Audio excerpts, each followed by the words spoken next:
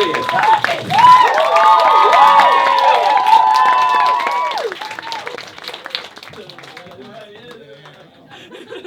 Hello, everybody.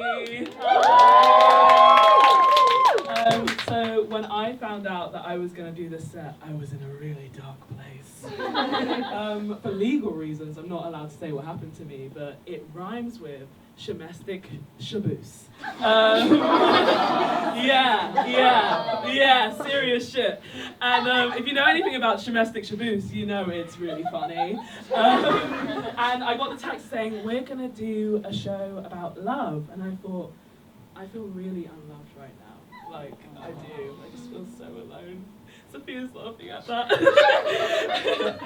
So, yeah, I felt really alone. And when you feel really alone, when you feel really alone, you start reflecting on self-love. Self-love is very, very important. I think we all need to learn it, you know? And when I think of self-love, I think of wanking, you know? Because I'm a wanking connoisseur, and honestly, like, I wish there was more media for women about wanking, because you guys don't know how lucky you are. You've got Superbad, American Pie, American Pie 2, American Pie 3, American Pie, The Reunion. We've got nothing. Like, I started wanking when I was 7, but like, I didn't know what I was doing. Like, I thought that was just like my hobby, you know? Like, that was just my thing that I did, you know? Like, literally, like, we were in the cinema watching a film. I was like, Mum, I feel sick. Went to the toilet, had a wank, came back. Feeling a lot happier. I was like, yeah, I feel really good, Mum. We thought I was a coke addict or something. So she was wanking with shit tons of coke. Jesus Christ. But yeah, I mean, when you're young, I mean, I've been single my whole entire life, and at first it wasn't by choice, because when you're young and you're wanking, you get to a point. I turned 11, and I was like, I'm tired of wanking. I'm tired of it. Tired of shit. I want a boyfriend.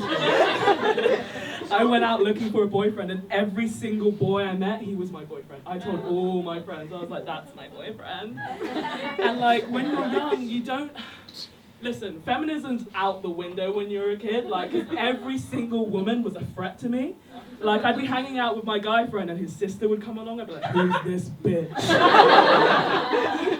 Get her the fuck away. Like, we weren't gonna do anything, but I didn't want his sister there if we were. Yeah, I mean, so when I turned 14, I fell in love with a guy who didn't brush his teeth. Yeah, I know. And he didn't love me back. All my friends were like, why do you love him? He doesn't brush his teeth. I'm like, people can change. I'll stop brushing my teeth. So when you fall in love with the human equivalent of a moldy cheese string, a lot changes within you, you know? Like, I started having a very negative outlook on love. It might have been my childhood as well. I didn't have a great childhood. For example, my parents. I like my parents, but I don't love them. You know what I mean? Like, you don't have to love them. That's a trick. They just told you you did, and you just kept it up. You can fall out of love with everybody else. Friends, girlfriends, boyfriends, but not your parents. Why not? I knew the exact moment I fell out of love with my dad. I was 11 years old, and I was buying his favorite cigarettes and beer from the corner shop, as per my routine. And I went upstairs, and my brother had ordered a Subway. My dad goes, what's that? It was like a Subway. How much did it cost? My brother was like, £3.60. He was like, I can make it cheaper. Okay. He gets out 2 loaves of bread, a bucket of meatballs, and makes 2 separate loaves of bread for both of us children to eat. It was about halfway through my first loaf of bread, I realized maybe this guy ain't so responsible. And then when I threw up on myself, I was like, yeah, I need some space from this guy. The thing is, I always was looking for a boyfriend when I was younger, and I didn't realize that I was gay. I mean, I'm saying I'm gay, I'm bi, but like, I get scared when I see dicks, you know what I mean? I'm like, ah! Like, yeah, but ah! You know, like, I can't do it, you know? But it's like, you know when you drop a sweet on the floor, and you're like, I mean, I'm gonna eat it.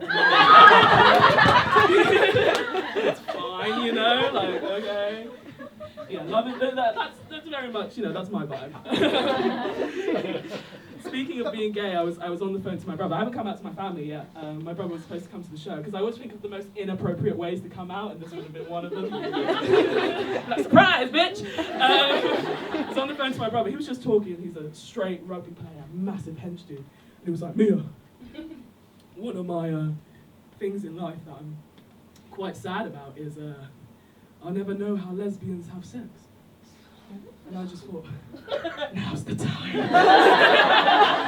Well, Noah, I've got some things to tell you. No, I didn't. I was so tempted, though. I didn't know that was a big secret. I thought everyone knew. Lesbians, we get in bed and we rub our butts together and make a fire. We're not gatekeeping that secret. That's everyone knows that. But yeah, I do have quite a negative view on love. The thing is, I do want to fall in love. I do. I want to fall in love, and I want to get married, and I want to laugh together, and I want to get divorced. I can't wait to get divorced. I can't wait to say, you were only with me for my money, and I'll be like, yes. Of course. What did you think this was? I can't wait for it. All my, as I said, I have been shamestically shaboozed. I love that joke because it makes people uncomfortable. And I live in a shamestic shaboos refuge. And all my friends are divorced women who are 40, and they're always talking about how much they hate men. They're like, man, if I could go back, and murder my husband, I would. If you gave me the poison right now, I'd do it. Men are disgusting.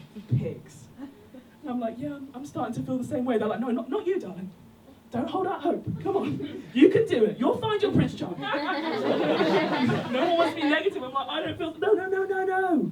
It's all good. And then 10 minutes later, they're like, fuck everyone! I love them. Best friends.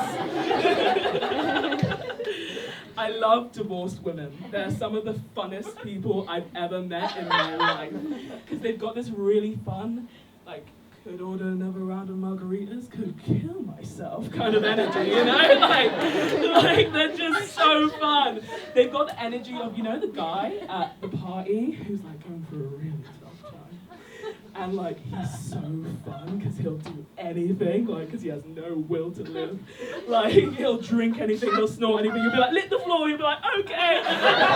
Because he's got no plans for tomorrow. He doesn't care about germs.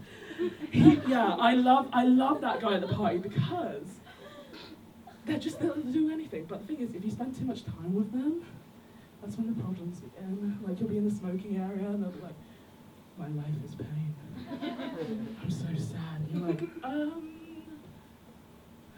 okay. What do you want me to do about that? I can't fix that for you.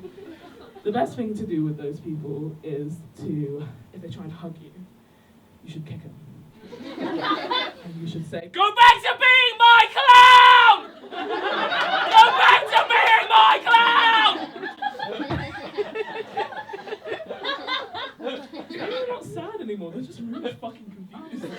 They're like, what's going on in Mia's life? And you've made it about you, which is very important. Anyway, guys, check on your friends. Seriously, and I love all my friends that are here tonight, and they've literally saved my life, so I love them a lot. I've been through a lot. And that's it, that's everything.